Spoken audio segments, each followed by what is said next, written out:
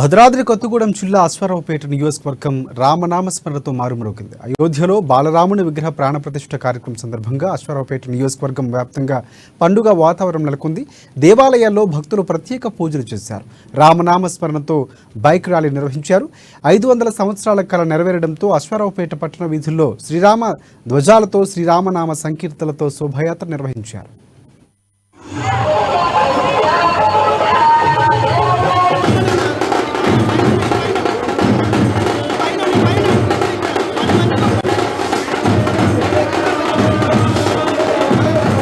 దక్షిణ అయోధ్యగా పేరుగాంచినటువంటి మన దేవాలయానికి ఆహ్వానించడం జరిగింది.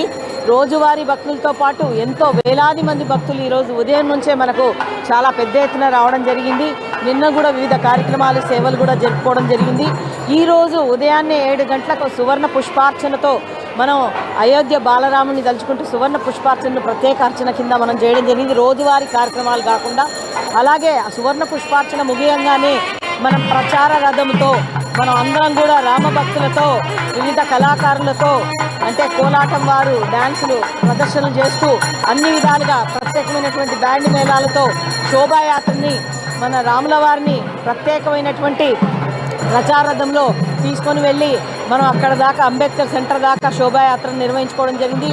ప్రచారథానికి కూడా ప్రత్యేకమైనటువంటి పూలాలంకరణ దేవాలయం మొత్తం కూడా ఈ పండగ శోభను అలరించేలాగా మనం ఈ విధంగా పూలాలంకరణ జరుపుకోవడం జరిగింది. ఇక్కడికి వచ్చే భక్తుల కోసం కూడా మనం అందరం 7 గంటల నుంచే ప్రసాద వితరణ కూడా చేయడం జరుగుతుంది. మధ్యాహ్నం ఇప్పుడు అనగా మహాప్రసాద వితరణ కూడా ఎంతమంది భక్తులకైనా